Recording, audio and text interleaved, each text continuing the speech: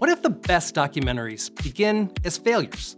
Not because they lack direction, but because the story hits a dead end and the filmmaker is forced to make a choice.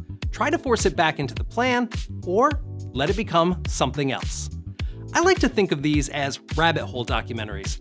Films where the director begins with a premise, only to follow an unfolding series of unexpected twists and turns before ending up somewhere entirely different from where they expected.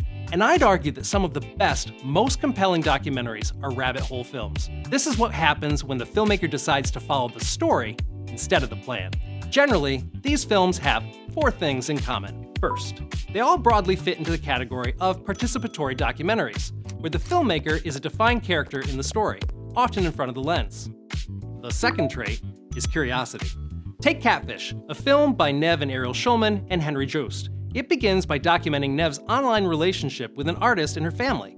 But when the filmmakers suspect she may not be who she claims, they don't pull the plug. They keep going. They follow instincts, small details, and eventually make a cross-country journey to confront her. The film doesn't just end by exposing a scam. It transforms into something deeper about disillusionment, loneliness, and human fragility. The film later became a hugely successful docuseries on MTV. That's what can happen when you follow your curiosity wherever it leads. Number 3, awareness.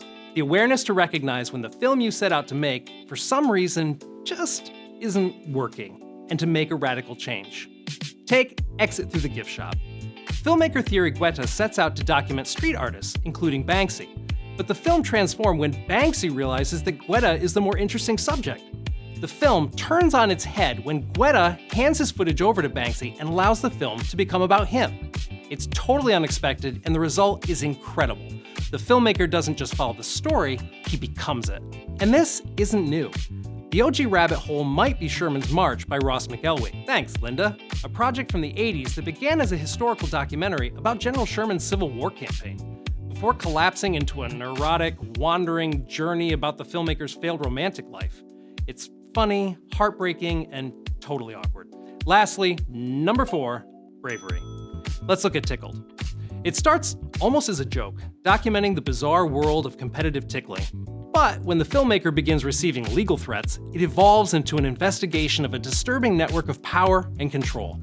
Each discovery opens something larger, darker, and more complex, exposing a hidden system of control and obsession. He could have stopped when he started taking heat, but instead, he took a risk and kept going.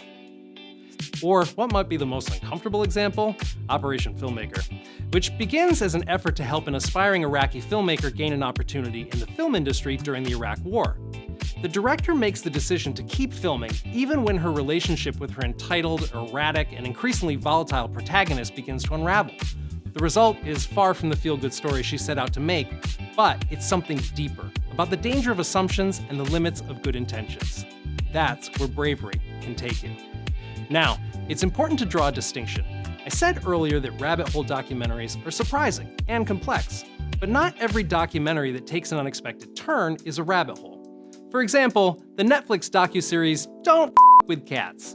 Hunting an Internet Killer tells the story of an investigation that spirals into something deeply disturbing. Or Three Identical Strangers, an absolutely bonkers story about triplets separated at birth. Now, these films start in one place and end up somewhere unexpected, but only for the viewer, not the filmmaker. The filmmaker already knows the ending. They're retelling a history, not discovering it. And long-term documentaries like Hoop Dreams or Quest take unexpected and dramatic turns, but these films didn't start with a particular question. They weren't trying to prove something about the people they were filming. They were just documenting the lives of interesting people without a preconceived ending that they had to change. Don't get me wrong, these are all great films. But rabbit hole documentaries do something else.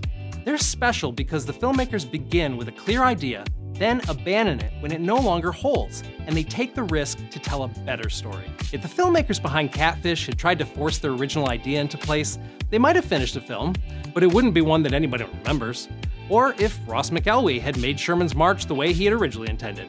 I guarantee I wouldn't be talking about it 40 years later. So that's what it takes. Curiosity to begin, awareness to change course, and bravery to continue.